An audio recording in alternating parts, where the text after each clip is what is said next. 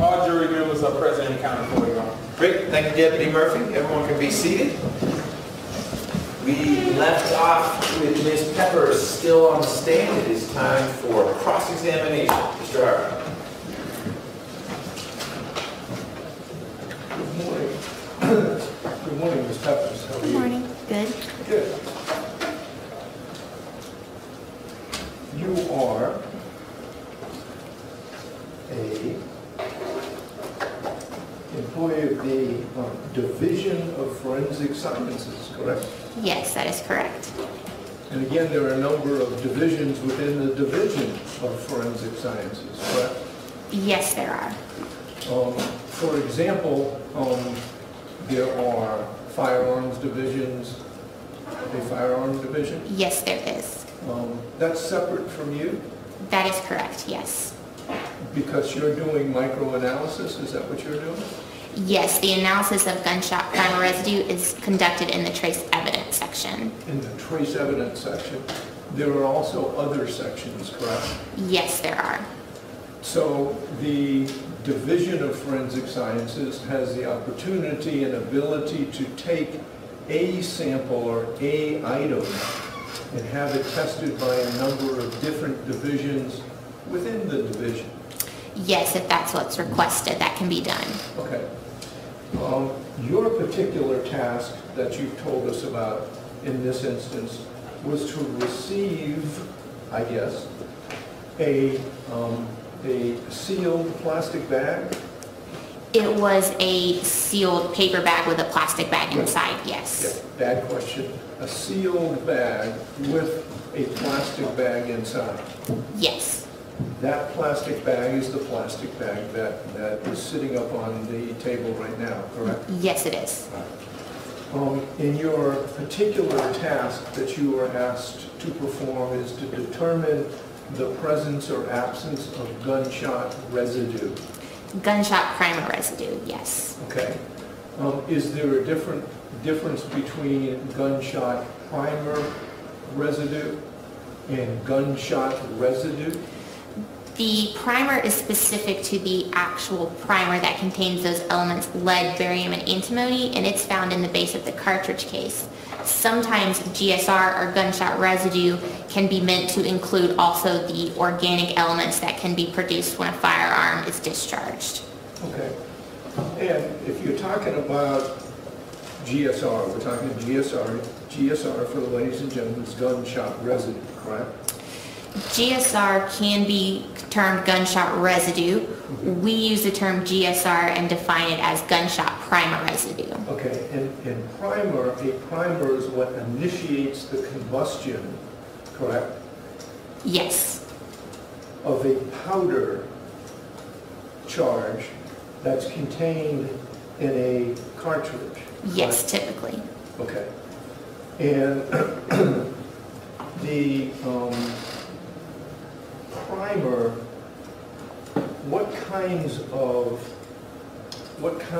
chemicals, what kinds of things are contained in a primer?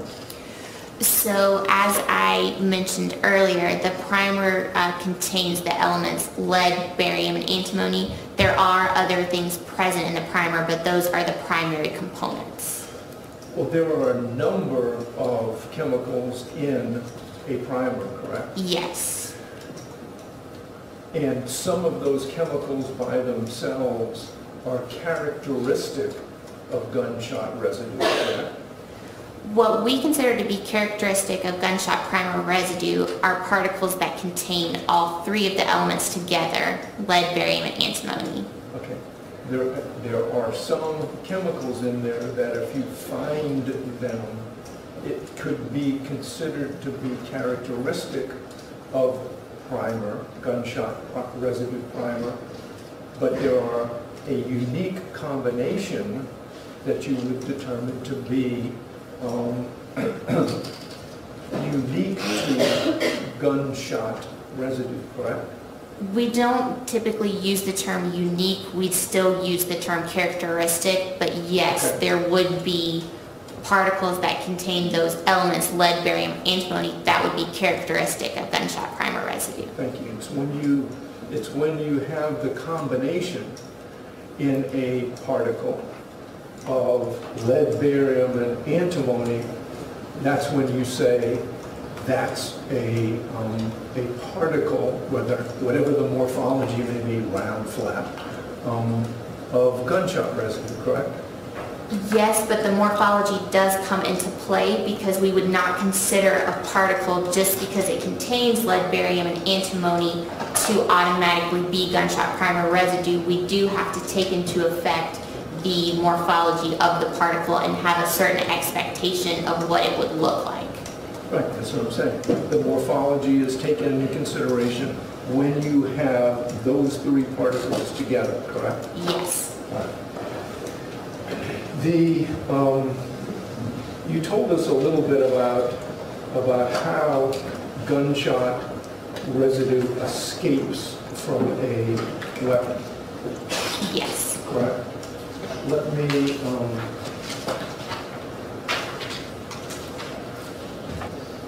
hand you what I've marked as,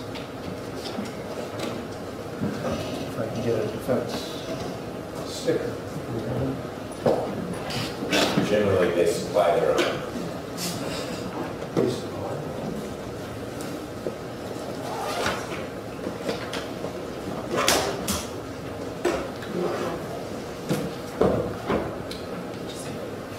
Right now unmarked, but I'm going to mark it for identification as soon as I get a sticker. I've shown this to the state. Can you look at that photograph and ask you if that accurately represents, it's a photographic representation of what you told us on direct examination? Yes, this would be a good representation of the expulsion of gunshot primer residue from a firearm. All right, good. Then I move to defendant's exhibit number 12. Any objection to defendant's 12? No objection. Admitted.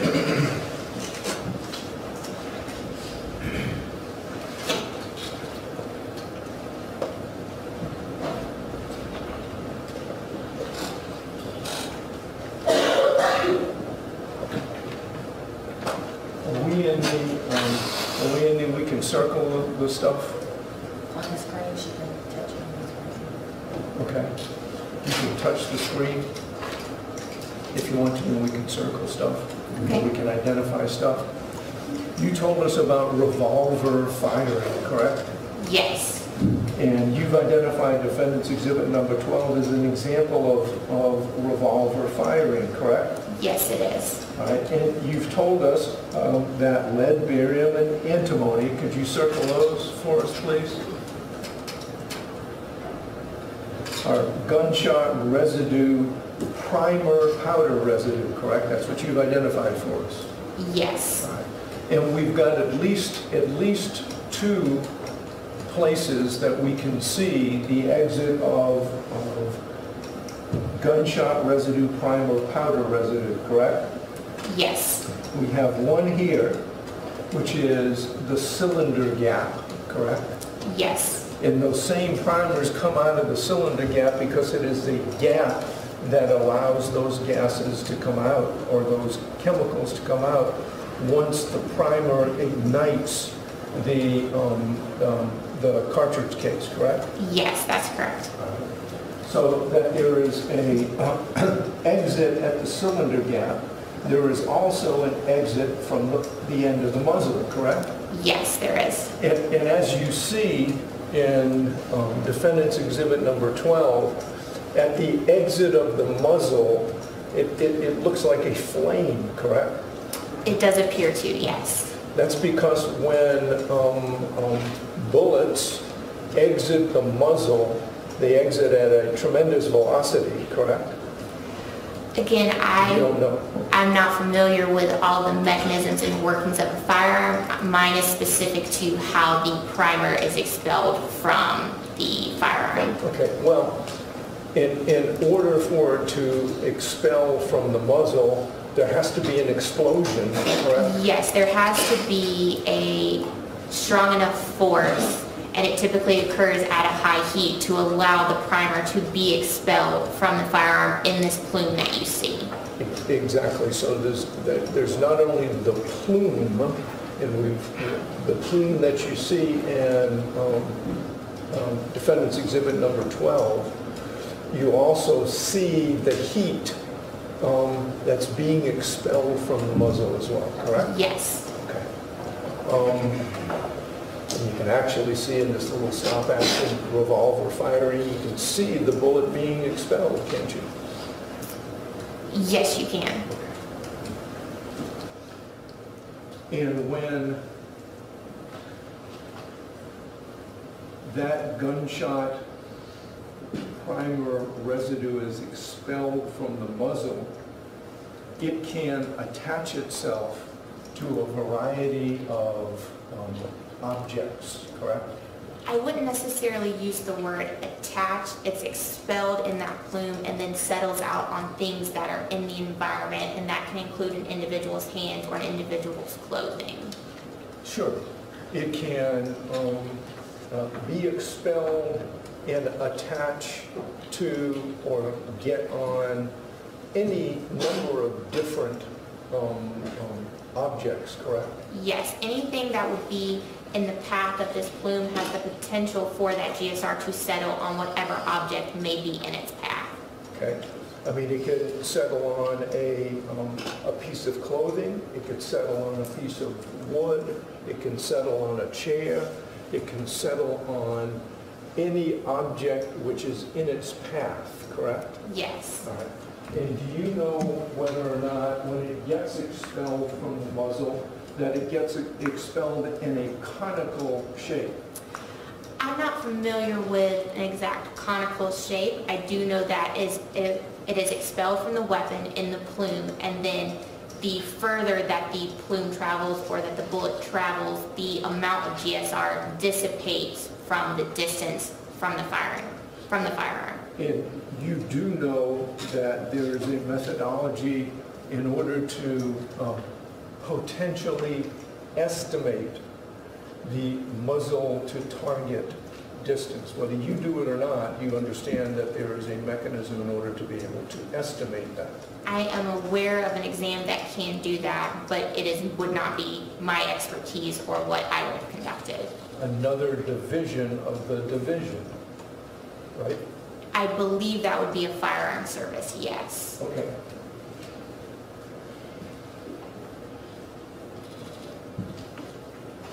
And would you categorize when a particle, a GSR primer residue particle gets on something, gets onto something, it is fairly fragile? It is fragile in the sense that it's not going to stay on that object indefinitely. If it comes into contact, say with hands, and you wash them, or you come into contact with other things, there's always a potential for it to fall off. It's not going to be permanent. Right. And the more whatever the object is manipulated, the less likely those particles are to remain on the object. That could have an effect on the retention of GSR on an object if an object was manipulated a lot, where the GSR could potentially fall off. In one of the objects, I would suspect, if there is an issue about gunshot residue, or if there is an issue of estimating muzzle to target distance, is to maintain the integrity of the object, correct? Well, I can answer in regards to the testing that, for say, I performed on the plastic bag. We do processing in certain in a certain sequence, so as to protect the evidence and maintain that evidence without it being dissipated or lost. Yeah, I understand.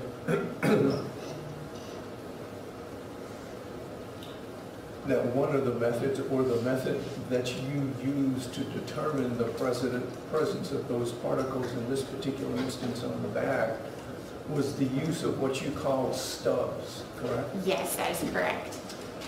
And those stubs can be used to attempt to collect the particles that you want to test for. Yes, that is correct. And they can be used on any particular surface. They can be used on wood, chairs, leather, fake leather, whatever it may be. They can be used on any variety of surfaces. As far as the retention of GSR on those particular surfaces, it would vary, but potentially these stubs with the adhesive tape could be applied to any surface and it would pick up any particular matter present on that individual surface. And so you could use the stubs in order to collect potential evidence off of any surface. Yes, that is correct. All right. Now, in this particular instance, you received a bag, correct? Yes. Let me show you what's been marked as State's Exhibit 105. Do you see a bag there? There does appear to be a bag in the photo, yes. Okay, do you know whether that's the bag that you received? As far as that being the exact bag that I received, I would not be able to say because I did not collect it. However, the packaging indicates that it was the plastic bag the firearm was discovered in. Okay, so we know, at least to start with, that the firearm in this particular case was found inside a plastic bag, correct? That's what the packaging indicated, yes. Okay. And we talked about attempting to ensure the integrity of the scene. One of the things you would want to do is make sure that the bag, if it's going to be tested, was not manipulated, crushed, handled in any way by others, correct? That would be the ideal scenario, is to maintain the integrity of the evidence, yes. Okay. Let me show you what's been marked as State's Exhibit number 120. So clearly, as opposed to the photograph I just showed you where the gun was inside the bag, the gun was taken out of the bag, correct? I would not be aware of that. There does appear to be a gun that is not in a bag in this photo. Gun not in a bag. Does it appear that the bag is sort of crumpled up over on the side in State's Exhibit number 120? Again, there does appear to be a bag in the photo. If that bag is actually this bag, I would not be aware of. Okay, but is there anything that shows you when you got the bag in a paper bag where that bag came from? Yes, so the outside of the bag that I received indicates, again, that this plastic bag was the bag that the firearm was discovered in. Okay. Are you aware of any other plastic bags in this case? I am not, no. So if we're attempting to ensure the integrity of whatever evidence we're testing it, as I said, we talked about the fragility of the attachment. One thing we wouldn't want to do is sort of crumple up the bag, put it on the side, handle it, manipulate it, put it in a plastic, in a paper bag, right? Because that may change what you find.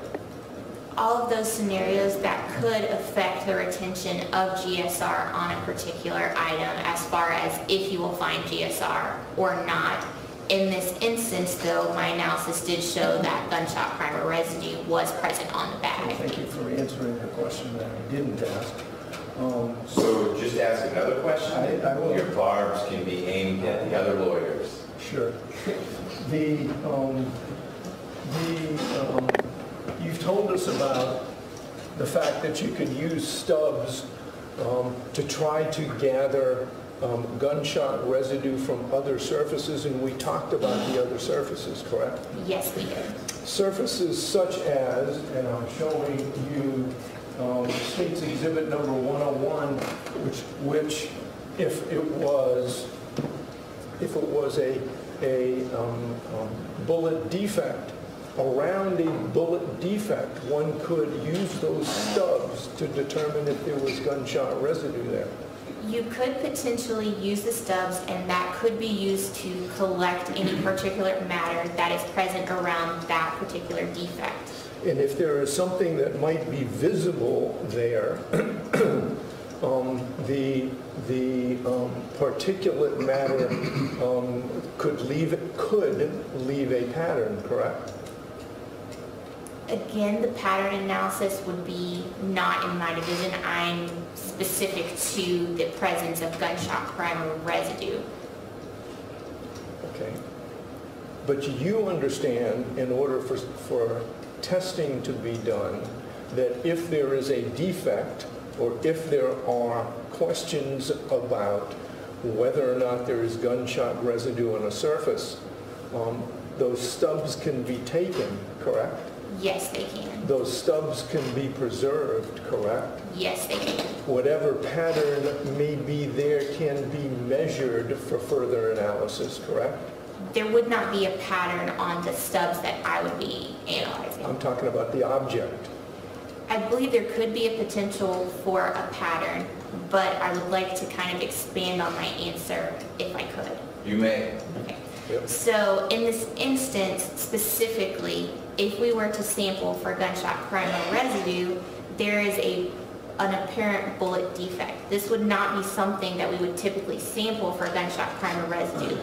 Although we could, when we find gunshot primer residue on an object, the results can only be that the object was in the presence of a discharging firearm or came into contact with an item bearing GSR. So in an instance when you have a defect, there would not be any additional probative information that could be gained by testing for gunshot primer residue in that particular instance. That's if you've already determined that there was gunshot residue there?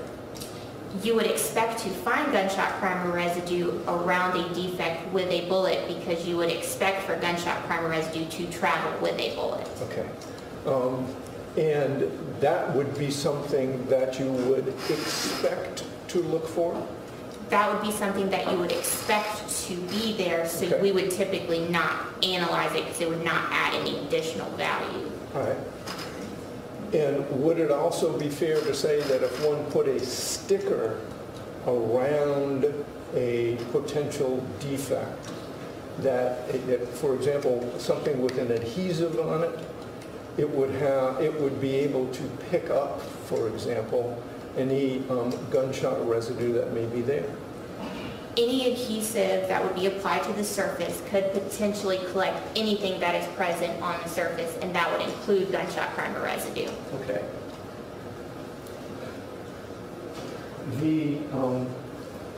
Now, let's talk a little bit about your testing, okay? Shall we? Here's the chronology that I understand occurred here. On 12/29 of 2016, there was a sealed package containing a plastic bag, correct? Yes. Do you know where that plastic bag had been prior to 12/29 of 2016? No, I have no prior knowledge to the evidence until it is actually received in the laboratory. Okay. And you also received on that same day, 12/29 of 2016, the holster, which you didn't test. Correct. On January 9th of 2017 was when you initiated your investigation, correct? That is when I initiated my testing of the item, yes. Testing, investigation. Your testing included getting that bag, correct? Yes. And you were the one that took the stubs for testing, correct? Yes, I created the stubs and sampled the bag for gunshot primer residue analysis. Did you, and can you tell whether you got that bag from any other division of the crime lab? According to the chain of custody, it appears that I was the first to receive the bag for testing. And after you tested it, did you send it to any other division in the GBI? I sent it to our return locker, and then it was routed throughout the GBI, so whether it arrived at a different division, I'm not aware of, but it doesn't appear to based on the chain of custody. Okay. You received the Publix grocery bag, correct? Yes. And you described it when you received it that it had a few cuts and torn holes present, correct? Yes. And you used one stub to sample around the outside of, and it says in your notes, you wrote notes, correct? Yes, I did. Sample inside of hole, non-logo side. Correct. Okay. Well, there's more than one hole, correct? Yes. And when you were doing your testing and when you decided which to stub, do we know which hole that you stubbed on the inside? No, so my testing, I stubbed the holes both inside and outside, focusing on all of the defects present in the bag, not one particular defect. Okay, I'm just reading from your notes, and I'm going to get to the inside and outside. That's what we're going to do here. I understand one stub was used to sample the inside of the hole, correct? Yes, around the inside of the cut/torn holes present in the bag. Okay. Well, if there's more than one, which one are all of them? All of the defects were covered, so not one in particular. That one stub was used to focus on that area of the bag. One stub was used to sample the outside of the bag, correct? Yes. One stub was used to sample the inside of the bag as a control stub, correct? No, the control stub was exposed to the environment, so it did not touch the bag. Okay, all right.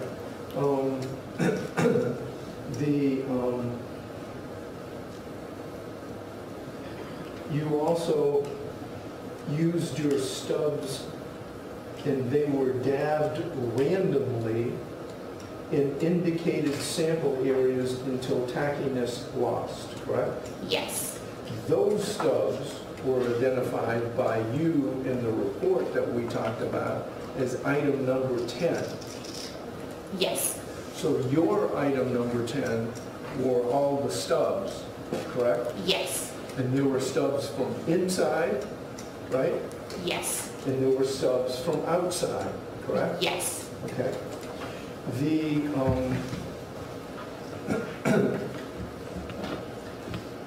Am I wrong that there were 5 stubs? No, there were 5 stubs total. Yes, that's what I meant. Yes. Okay, five stubs total, and you described those as good, some debris, light coat. Yes. Okay. And they, for testing purposes, were denominated as both inside and outside, right? Correct. All right. At least in the order that I think I have them, you tested the outside of the bag, correct? Yes. First, the stubs from the outside of the bag, correct? As far as my sequence of analysis, the outside stub was the first stub in the sequence, but yes. And I want to try to keep them in sequence, and I just want to make sure I had them in the right sequence. And item number 10 was the first test surface, 8 outside, correct? Yes. You analyzed 103 particles on the outside, correct? That is the number of particles that it found when it stopped analysis, yes. Okay, does it stop analysis because you reach a particular point in which your either program or your protocol say, hey, we've got this, we're not going to count anymore? Yes. So the analysis that I use is an automated analysis. I'd like to reiterate that the purpose of the exam is to show if GSR is present or not.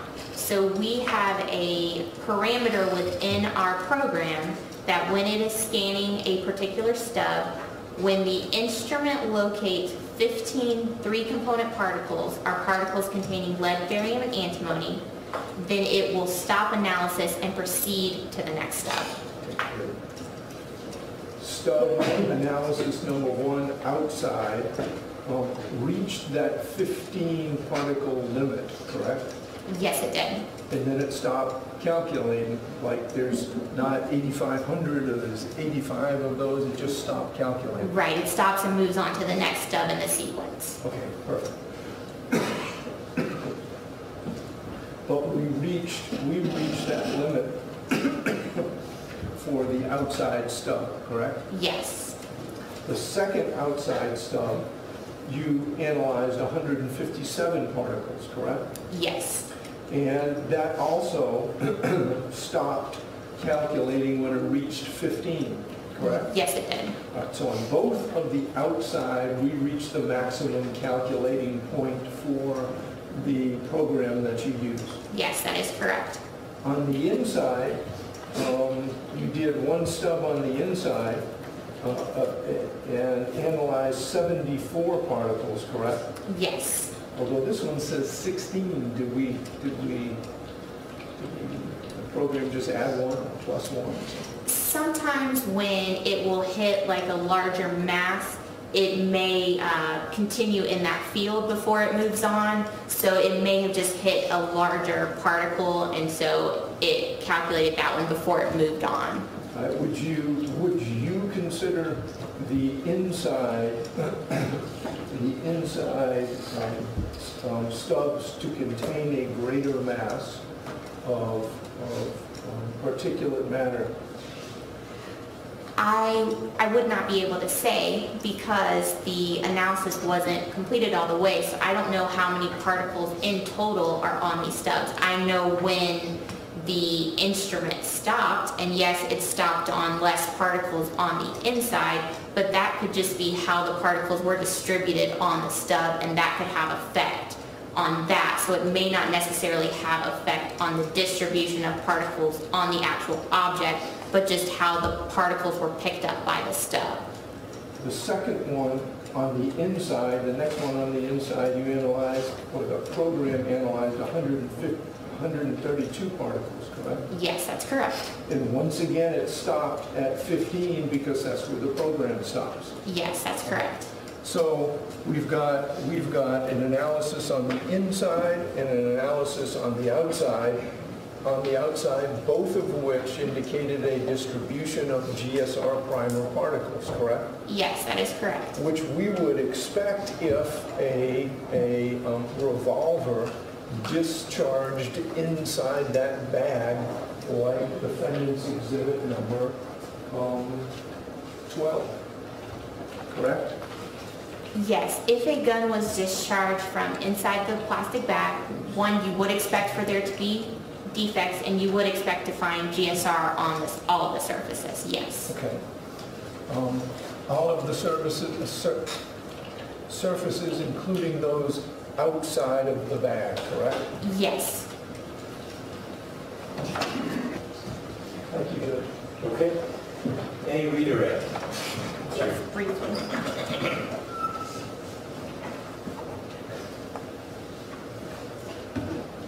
Mr. Hardy asked you a little bit about the different sections at the GBI, the different units for testing evidence. Yes. In this case, if DNA would have been requested to be tested on that bag and then the GSR test was requested, is there a particular order that evidence is passed through the chain? There is a particular order. Typically, my division, trace evidence, would go first because we would want to collect that trace evidence before it was transferred to different divisions in the laboratory. There are certain circumstances if DNA was requested for contact DNA or something of that nature, where we may get a DNA scientist to come and tell us what areas to sample. Okay, so there's a chain to prevent the evidence from being destroyed. Yes. Okay. And you talked about manipulating the bag. When evidence, is there a protocol for evidence to be handled once it's collected from the scene? I'm not aware of any particular protocols from different agencies. I just know how we receive the evidence in the lab, and in this instance, it was received properly in a brown paper bag, properly sealed. But as far as what it took to get in that bag, I would not be aware of. Okay. And when you handle the evidence, do you wear gloves? Yes, I do. And handling this bag, wouldn't the amounts of GSR found on this bag, would that indicate that that came from a secondary source? The amount of GSR that I found would not be indicative of like a secondary transfer where the bag may have just come into a brief contact with the surface. It could have picked up a couple of particles. So I wouldn't say necessarily it came from a secondary source. The amount of GSR I found is more indicative of a primary source. Okay.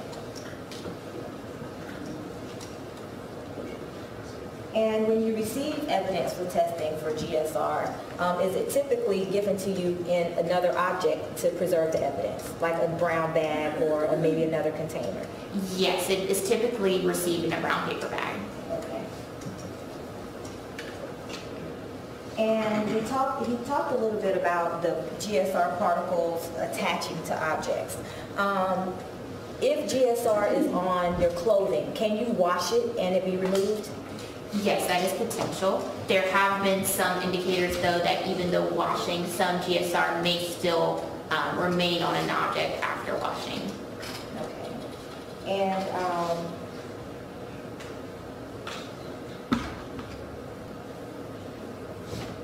I have no other questions, thank you. Questions from the jurors for Ms. Peppers? Oh, I do have one more question. All right, while you're collecting those questions, we'll have this last one. After you tested the bag, the plastic bag, who repackaged it? So after I did my analysis, I repackaged it before returning it to the agency or putting it in our bin to return. Will you put it back in the bag, please? Sure. Do you have another pair of gloves? I do. Please repackage.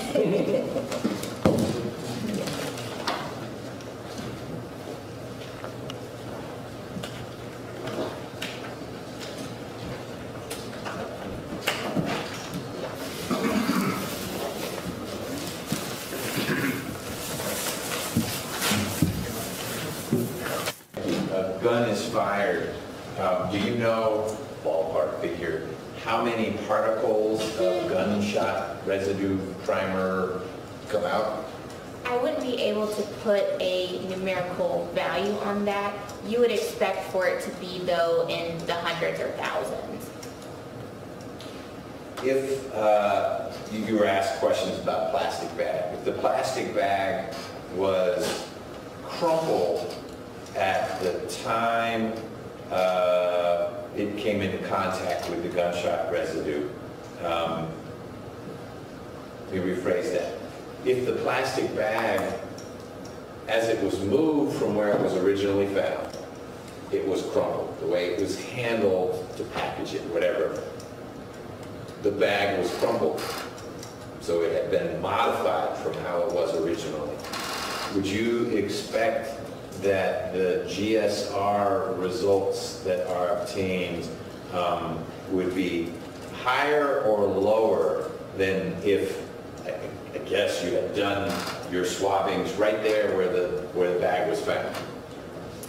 I wouldn't be able to say really one way or the other. I could say that with the handling of the bag, that could affect the distribution of the particles. If one part of the bag came into contact with another, you could have some transfer there, but I wouldn't necessarily know how negatively or positively it would affect the result. I can say that, you know, if it was collected very soon after the incident, that would be ideal, because that would give less time for any environmental factors or anything like that to affect the retention of GSR on that object. Ms. Griffin? Mr. Hartman? Thank you, ma'am. Appreciate your time.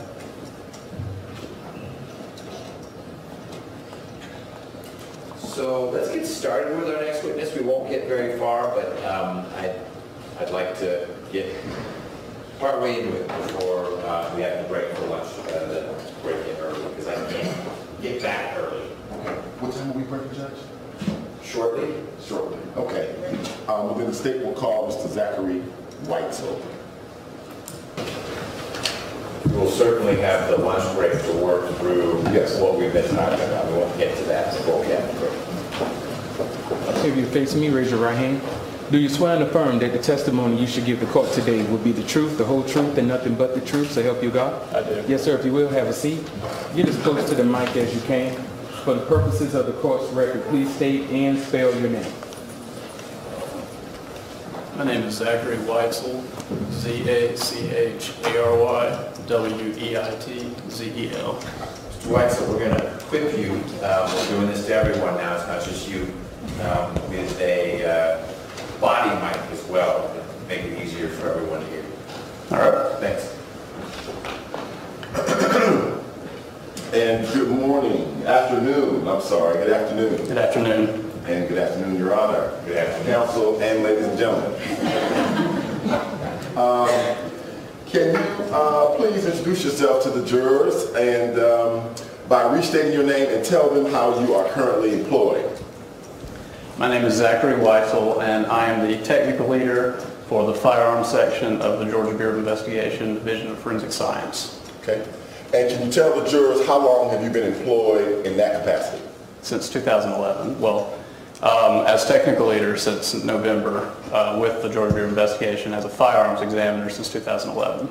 Okay. Is that kind of a promotion for you? Yes, sir. Well, congratulations. Thank you. And can you share with the jury, what is a firearms examiner? What kind of work do you do? So firearms examiners are the scientists responsible for the forensic analysis of firearms evidence. We do what we call firearms identification, which is the microscopic analysis of ammunition components, bullets and cartridge cases, to each other, to a questioned firearm, or potentially to determine what kind of firearm could have fired them. We also do serial number restorations, ejection pattern analysis, function checking and abuse testing, as well as muzzle target distance determination and tool mark analysis. Muzzle to target distance determination and tool mark analysis. Okay. And can you share a little bit with the jurors about your educational background and training that allows you to perform your duties there at the crime lab? I have a Bachelor's of Science in Biology from the University of West Georgia with a minor in criminology. Once entering the GBI, I completed a year-long training program which consisted of multiple blocks of instruction. Everything from history, manufacturing, function, all the way to forensic sub-disciplines. My microscopy training was conducted through the GBI and also through the National Forensic Science and Technology Center. And I was sent also to New England to actually go tour firearms manufacturing plants to get an idea of the manufacturing processes that result in a completed firearm. Once I completed the initial year-long training program, I went into a period of approximately 6 months of supervised casework where I worked directly under the supervision of a senior scientist performing the duties of a firearms examiner. Once I got my independent letter, that was after the 6-month period. From then on, we do continuing training. It might be armorers courses, it may be forensic conferences, workshops, something of that nature. Okay. What is what's the phrase again? When you're trained to Microscopy. microscopy. Say it one more time for me. Microscopy. Microscopy. Microscopy. I'm gonna get that down tonight. Tell the jurors, what is that? So that's the process of the actual comparison that I do. I use a comparison microscope, which is essentially two compound microscopes connected by an optical bridge. This allows me to view two specimens, two bullets or two cartridge cases under the same lighting and magnification. What I see is going to be the two samples divided with what we call a hairline, and that's the divider between left and right. I can move that hairline back and forth, I can superimpose the images, but what I'm looking for when I'm conducting this microscopy is the agreement of class and individual characteristics. Now, class characteristics are intentional characteristics by the manufacturer that indicate the design of the firearm. So, for example, the amount of lands and grooves in the barrel, which we refer to, that's called rifling. Rifling is a series of grooves cut into a barrel with a twist. The idea is to impart spin on the bullet to aid in stability and accuracy. So the number and direction is a class characteristic.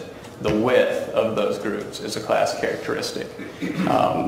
Things like that. In terms of the cartridge cases, the shape of the firing pin, which is the part that actually contacts the cartridge to create the spark to ignite the gunpowder. How the breech face was manufactured, the inside of the gun, how it was manufactured. Those are class characteristics. So if those characteristics match, we'll proceed to checking individual characteristics. And these are characteristics that are individual to a single gun. These are incidental, accidental, so to speak, characteristics, marks that are put on when the metal itself is cut. When you're building a gun, you might start with a block of metal, and then through various machining processes, you end up with a completed firearm that microscopically is very unique. It's the only one. And that's due to not only the manufacturing process and the order of the process, but the wear in the machine as it's performing these processes. So you end up with a gun that is its own single firearm. Okay. I'm sorry, what was the question? I lost my train of thought.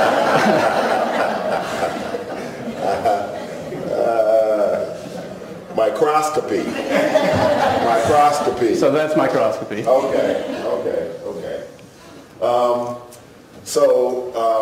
Let me make sure I see if I understand you. When you're looking through the microscope to compare items, you're looking for things that you call class characteristics. Yes. And the class characteristics are the impressions that are left on those items when they pass through the gun. Right. The class characteristics indicate the design of the gun. The individual characteristics indicate which specific gun it is. So when I do the microscopy, I'm looking for what reproduces on the bullets or cartridge cases every time that gun's fired. And of course these are tiny marks, that's the reason I'm using the microscope. But if I can establish that there are marks that reproduce every time this gun is fired, then I can determine that it's an identification, that the bullets or the cartridge cases, whichever I'm dealing with, were fired in a specific firearm. Okay. And did I hear you say that when a gun is manufactured, it has these unique characteristics to it based on the way it was manufactured? Correct. And those unique characteristics have to do with what is present on the inside of the gun? Right. Okay.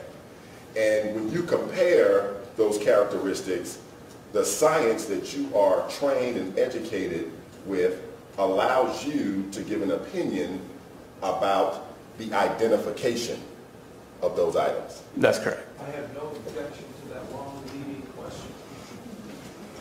He has no objection, it was answered. So I appreciate that. You're welcome. Yes. I think what we're going to do, I know Mr. Weitzel just barely got on the stand, you're probably not even comfortable in the chair, but we need to break for lunch. So we're going to get you back in the chair after we've worked through what we need to work through during the lunch break. While you're out there, please don't talk about the case with anyone. Just enjoy this found time, and we will reconvene. Ladies and gentlemen of the jury, let's try to be back at 1:10. Aspirationally, we'll get started then. Could be closer to 1:15. I'll get back in here as soon as I can. You won't be here next week. At least you won't be back in that room, because there's going to be a different jury in here handling a different case, because we told them we wouldn't need this courtroom next week. What that means is you have to pack. And I'm telling you now, so it's not just tomorrow afternoon that you're trying to stuff in your pockets all that has grown in there. I mean, it looks like there are crops growing in there, which is great because you need to eat. But just keep that in mind as you are gearing up for our tearful week away from each other. When we leave tomorrow, anything that's left behind is technically edible for the jury that will be here. I don't know how they're going to manage to do it. It'll only be a one-week trial. Some special attorneys in that case. But it's a one-week trial, and they're going to need to use that jury room. We're going to leave the appliances in there and all that. They promise not to break them. And we'll take care of your notepads, and if you leave any writing implements. But that nuclear winter food supply that you've set up, that'll need to go, and we can store it for you somewhere if you prefer. Hey, would you guys just put that? But be thinking about how that's going to work, and then we'll partner with you tomorrow afternoon when we're wrapping up. Okay? Enjoy your lunch break. We'll see you back here at around 1:10-ish, and we'll get Mr. Weitzel back on the stand and see where the state's going to go with that. All rise for the jurors. Please be seated. So I'm going to dash over to Commissioner Morris's office for a meeting that I have to have, and I'll dash back to be here as close in time to 1:10 so we can talk a little bit about what we needed to discuss concerning how testimony might go. I don't think you've qualified him as an expert yet. You may have wanted to get into what he was talking about, but you may elicit an objection soon if Oh, no, I knew. Okay. I thought you said 12:20, so I was just trying to it's all good. Foundation. Yeah, it's just some cases. And give them to the defense too? Yeah. Great. Okay. Anything from the defense before we break? Hearing nothing. See you guys soon. Thank you, man. Stretch legs. All right. So 1:10.